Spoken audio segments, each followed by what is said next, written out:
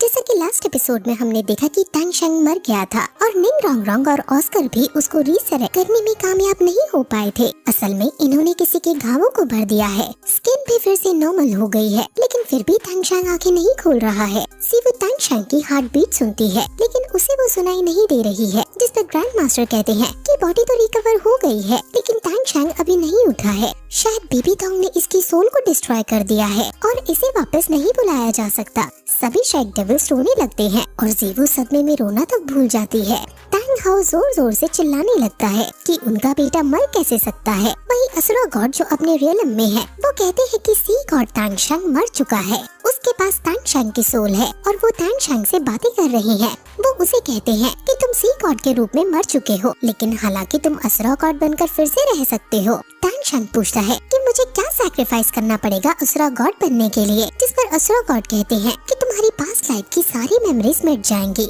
ये सुनकर टैंग शेंग सोच में पड़ जाता है, क्योंकि अगर वो असुरा गॉड बनना एक्सेप्ट करता है तो वो सभी दोस्तों को, जीवू को, अपने माँ बाप को भूल जाएगा, यानी उसकी पहले की मेमोरी वाइप आउट कर दी जाएंगी।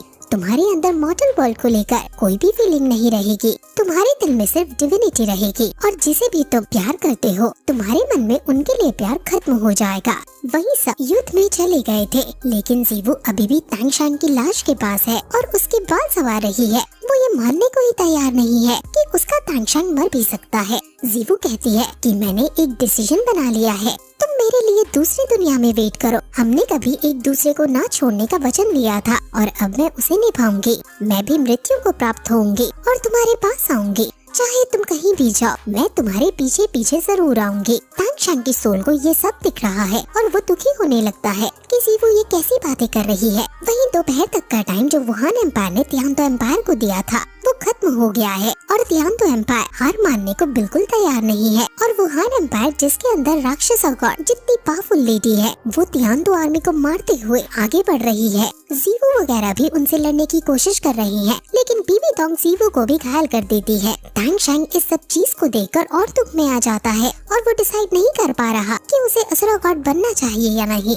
क्योंकि वो अपनी मेमोरीज नहीं खोना चाहता। लेकिन अगर वो अब नहीं जाता वहाँ, तो इन सभी को बीबी डोंग मार डालेगी। वही जीवू ये डिसाइड कर चुकी थी कि वो भी अपनी सोल को तुम्हारे पास पहुँचाएगी। इस युद्ध में शहीद होते हुए असुरा गॉड उसे कुछ चुनने को कहते हैं और टैंग शेंग असुरा गॉड बनने को मान जाता है। अब असुरा गॉड बनने का रिचुअल स्टार्ट हो जाता है और टैंग शेंग के अंदर असुरा गॉड की पास आने लगती हैं। लेकिन जैसे जैसे उसके पास उसकी पास और उसका डोमेन आ रहा है, वैसे वैसे उसके अंदर से शेक डेविल्स की यादें जा रही हैं। उसका अपीयरेंस भी अब बदल जाता है और वो कई रियलियंस को पार करता हुआ अब मेनलैंड डोलो कॉन्टिनेंट पर आ जाता है। उसके आते ही सभी शेक डेविल्स हैरान हो जाते हैं। टैंग शेंग असुरा गॉड के रूप में है और काफी ज्यादा ताकतवर लग रहा है। वही बीबी डोंग भी टैंग शेंग को देखती है और सोच में पड़ जाती है कि आखिर तुम मरते क्यों नहीं हो। सभी शेक डेविल्स खुशी से रोने लगते हैं कि टैंग शेंग फाइनली रिसरेक्ट हो गया है। हुई लीना भी हैरान है कि ये अभी मरा नहीं है और वापस आ गया है। क्वान रेंज्यू कहती है कि मैं पहले से ही जानती थी,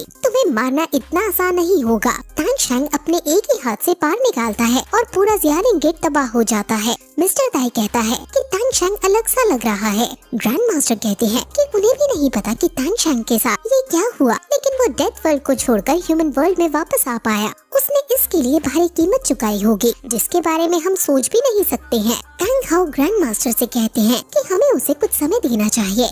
जीवू फाइनली अब खुश है। बीबी डोंग तुरंत टैंग शेंग से लड़ने जाती है और उस पर फुल पावर से हमला करती है, लेकिन टैंग शेंग अपने एक ही हाथ से उसके हथियार को रोक देता है और उसे पंच मारकर दूर फेंक डालता है। बीबी डोंग जो कि एक गॉड है, वो इतनी बुरी तेज से जब नीचे गिरती है तो सब हैरान हो जाते हैं और हुई लीना सोचने लगती है कि आखिर ये कैसे पॉसिबल है। ग्रैंड मास्टर कहते हैं कि रिसरेक्शन के बाद न सिर्फ टैंग शेंग बदला है, बल्कि इसकी पावर भी बहुत टेरिफाइंग हो गई है। वो फिर सभी डॉट्स को जोड़ना शुरू करता है और समझ आता है कि टैंग शेंग असुरा गॉड बन गया है। वही क्वान रेंज्यू भी समझ गई है कि टैंग शेंग सी गॉड नहीं रहा है, क्रोकोडाइल मास्टर क्वेन रेंजियो के पास आते हैं और कहते हैं कि अगर सब कुछ ऐसे ही चलता रहा तो आपके दादा का बनाया हुआ ये एम्पायर नष्ट हो जाएगा। क्वेन रेंजियो कहती है कि अगर बीबी डोंग तांगशांग को नहीं रोक पाए तो उसके मरने के बाद मैं तांगशांग को रोक दूंगी और मार दूंगी। मैं उसे मारने में जरूर कामयाब हो पाऊंगी। क्रोकोडाइल मास्टर कहता है कि बीबी डोंग तुम्हारी मदर है, तुम्हें उन्हें ऐसे मरते हुए देखना नहीं चाहिए। जिस पर क्वेन रेंजियो को गुस्सा आ जाता है और वो कहती है कि आइंदा उन्हें मेरी माँ बुलाने की गुस्ताखी कभी मत करना, वो मेरी माँ नहीं है। क्रोकोडाइल मास्टर कहता है कि अब सिचुएशन वो आ गई है जहाँ अब मुझे तुमसे कुछ भी छुपाना सही नहीं होगा। अगर तुम्हें रीजन पता होगा कि क्यों तुम्हारी माँ ने तुम्हारे पिता को मारा और हमेशा तुम्हें नकारा तो तुम उनसे नफरत नहीं करोगी। वो अब उसे सारी कहानी बता देते हैं। ये सब सुनकर क्वेन रेंजियो को रोना आ जाता है कि कैसे उसने बेफालतू में अपनी माँ से हीट किया, जबकि अगर उसके खुद के साथ ऐसा होता तो वो भी ऐसे ही करती। ये हमारा एम्पायर का एक डार्क फेज था जिसे हम सब भुलाना चाहते हैं लेकिन चाहकर भी भुला नहीं पाते।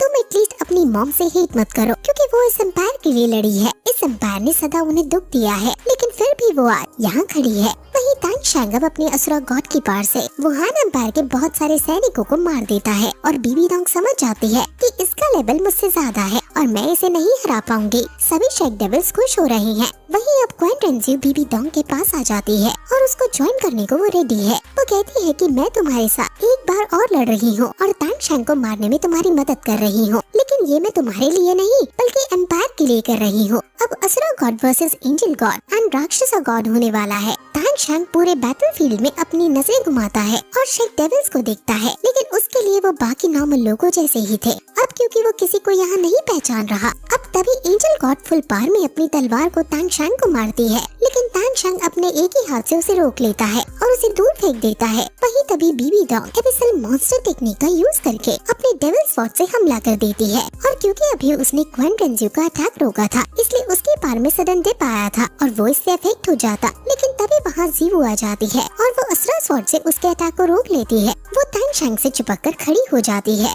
बीबी डोंग समझ नहीं पाती कि आखिर इसके पास असुरा स्वॉर्ड क्या कर रही है। जीवू कहती है कि मैं तांगशांग के साथ हमेशा खड़ी रहूंगी, चाहे मुझे इसके लिए हजारों सालों का इंतजार ही क्यों ना करना पड़े। तांगशांग को जीवू की मेमोरीज अब याद आने लगती हैं और फिर ये एपिसोड यही खत्म हो जाता है।